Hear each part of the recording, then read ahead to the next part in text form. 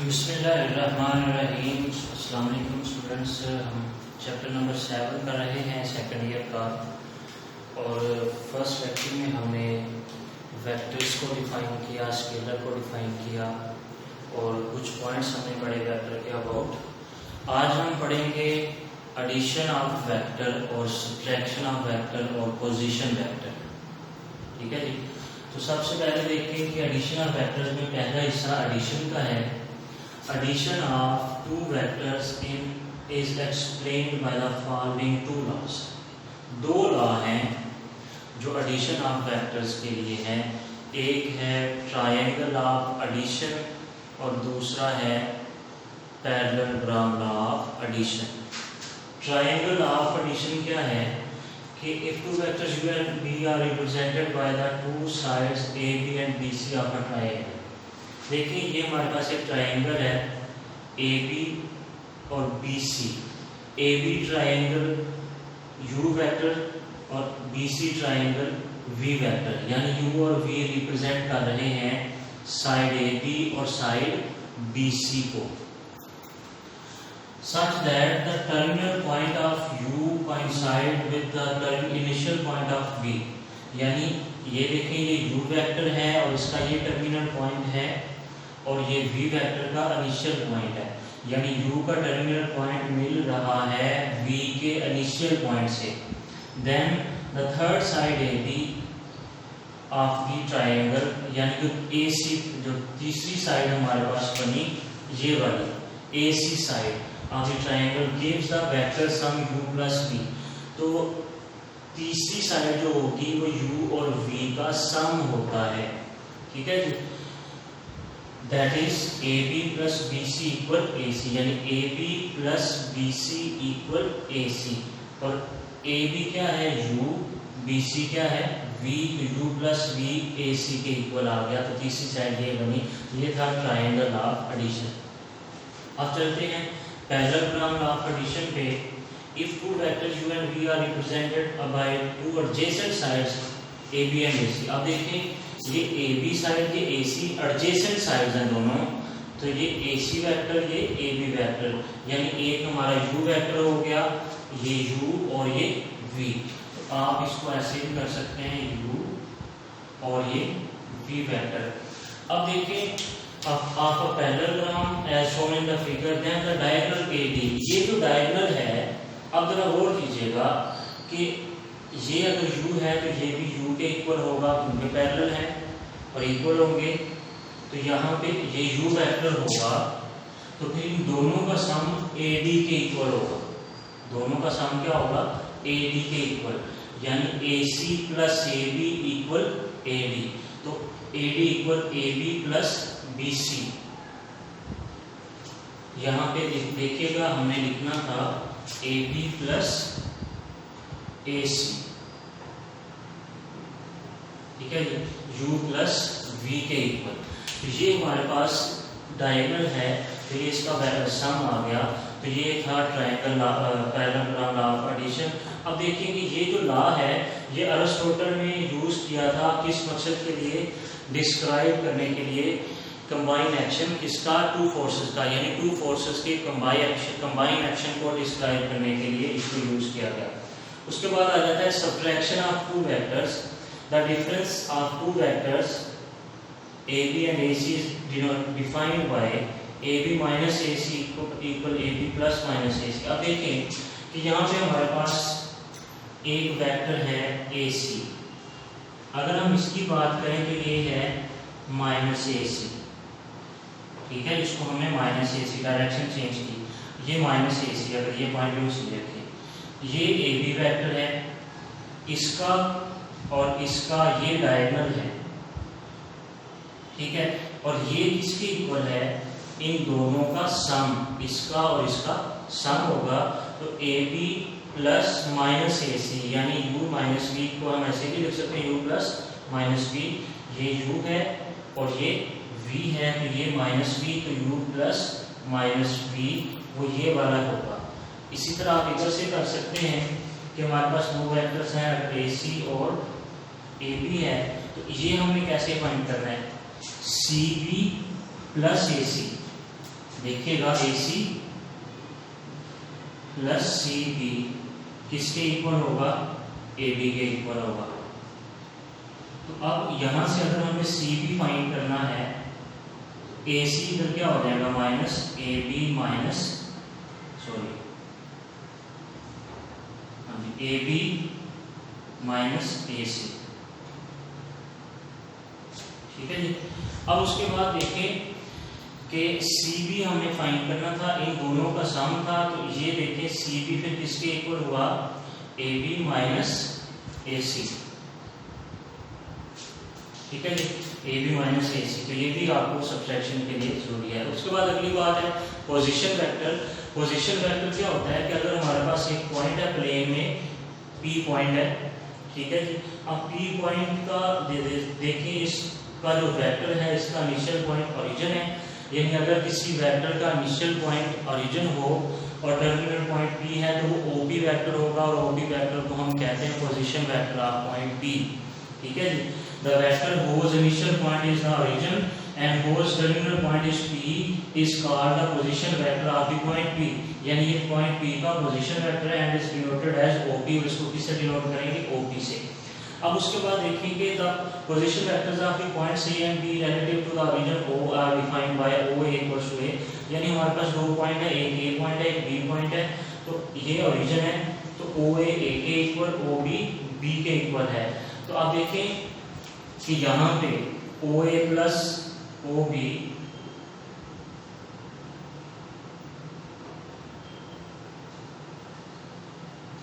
OA plus AB equal है OB के।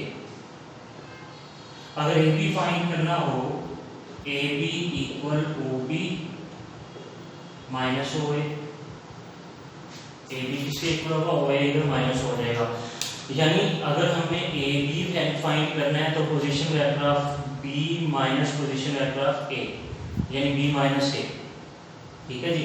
देखिए अगर हमारे पास दो वेक्टर्स हैं, the position vectors of the points A and B relative to the origin O are defined by OA equals to A and OB equals to respectively, यानी OA A के equal, OB B के equal in figure by triangle of addition, यानी इस figure में अगर हम triangle of addition की बात करें तो OA प्लस AB किसके इक्वल, OB के इक्वल। OA सब्ट्रैक्ट हो गया तो AB equal OB minus OA, OB क्या है B और OA क्या है A, तो AB किसके इक्वल होगा, B माइनस A। यानी जो अगर हम यहाँ से एक चीज हमें पता चली कि अगर हमें फाइंड करना है PQ, suppose that PQ vector, तो position vector of Q minus position vector of P, यानी जो टर्मिनल पॉइंट है उसके पोजीशन वेक्टर से इनिशियल पॉइंट का पोजीशन वेक्टर सब्ट्रैक्ट कर देंगे तो PQ वेक्टर आ जाएगा हमारे पास। अब हम एक्सरसाइज 7.1 पे चलेंगे, और एक्सरसाइज में हमारे पास जो सबसे पहला काम है क्वेश्चन नंबर 2 हम करेंगे पहले, ठीक है जी। तो क्वेश्चन नंबर 2 से स्टार्ट करेंगे। क्वेश्चन नंबर 1 हम पढ़ेंगे वेक्टर इन प्लेन के बाद।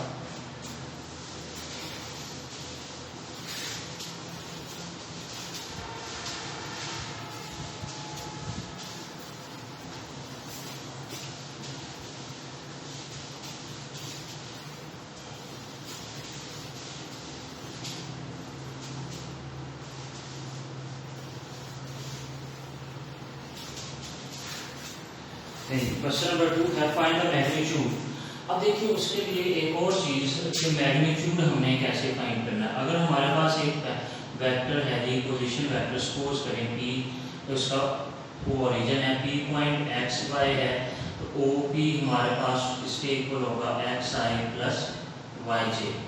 अब OP का मैग्नीट्यूड यानी इसका डिस्टेंस ओरिजिन से, ओरिजिन क्या है 0 0, अगर डिस्टेंस फार्मूला लगाए लेंथ फाइंड करनी है x minus 0 square plus y minus 0 square, उसके x square plus y square, यानी अगर इस वेक्टर का हमारे पास मैग्नीट्यूड है तो मैग्नीट्यूड क्या होगा x square plus y square whole का स्क्वायर रूट। इस तरह से हम मैग्नीट्यूड फाइंड करते हैं। तो क्वेश्चन नंबर 2 जो है उसमें हमें मैग्नीट्यूड ही पूछा गया, find the magnitude of the vector u। Question number 2 first part given है u vector 2i - 7j, 2i - 7j, इसका हमें क्या फाइंड करना है जी, magnitude. Then u magnitude equal होगा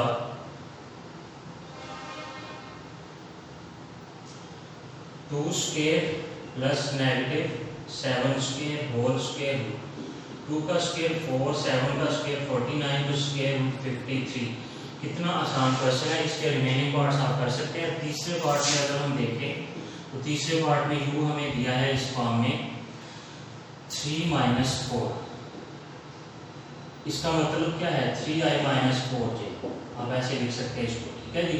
तो इसका भी मैग्नीट्यूड वैसे ही होगा, u magnitude square root 3 square plus -4 square, 3 का स्क्वायर 9, 4 का स्क्वायर 16 आ गया, स्क्वायर रूट 25, तो मैग्नीट्यूड क्या आ गया 5 आ गया। अब क्वेश्चन नंबर 3 की तरफ चलते हैं। तो क्वेश्चन नंबर 3 में हमें वेक्टर्स गिवन है, u वेक्टर है जी हमारे पास 2i - 7j, v वेक्टर हमारे पास है i - 6j, और w वेक्टर जो हमें गिवन है वो हमारे पास है -i + j। अब जो फर्स्ट पार्ट है उसमें उसने कहा, मैं इसका सेकंड कर देता हूँ, चले सेकंड पार्ट इसमें कर रहा हूँ 2u - 3v + 4w, ये फाइंड करना है। तो 2u 2i - 7j -3v, v क्या है i - 6j, 4w -i + j, तो 2 2 are 4i - 14j -3i + 18j -4i + 4j, 4i - 3i, 4i और 4i नेगेटिव खत्म, तो -3i आ गया, -14 + 18 4 आ गया, 4 + 4 8j। ये हमारे पास क्वेश्चन नंबर 3 था। फर्स्ट और थर्ड पार्ट आप इजीली कर सकते हैं। Find the sum of the vectors, चलिए ये हम क्वेश्चन 1 के साथ करेंगे, ठीक है जी। क्वेश्चन नंबर 6 करते हैं, find the unit vector in the direction of the vector given below. Question number 6 first part, given vector है हमारे पास u इक्वल है v वेक्टर है 2i - j। पहले हम इसका मैग्नीट्यूड फाइंड कर लेंगे। Magnitude 2 square plus -1 square whole का स्क्वायर रूट, 2 स्क्वायर कितना 4, 1 का स्क्वायर 1 आ गया, तो स्क्वायर रूट 5 आ गया। अब हमने फाइंड करना है इसका यूनिट वेक्टर। यूनिट वेक्टर हम लेट कर लेते हैं, late u be a u hat be a unit vector in the direction of vector v, v की डायरेक्शन में है। तो u फिर किसके इक्वल होगा, हमने फार्मूला पढ़ा था पिछले लेक्चर में, v ओवर v मैग्नीट्यूड। तो u वेक्टर फिर किसके इक्वल आ गया, v है 2i - j over square root 5, तो 2 over square root 5i - 1 by square root 5j। अब बेशक इसका मैग्नीट्यूड ले लें, ये 1 के इक्वल आएगा। तो इस तरह से आप क्वेश्चन नंबर 6 कर सकते हैं। तो ये तो आज का हमारा लेक्चर, इंशाल्लाह अगले लेक्चर में हम वेक्टर एंड प्लेन पढ़ के कुछ जो हमें क्वेश्चन नंबर 1 है, क्वेश्चन नंबर 4 है, क्वेश्चन नंबर 5 है, इनको हम सॉल्व करेंगे। इंशाल्लाह अगले लेक्चर में मुलाकात होगी। अल्लाह हाफिज़।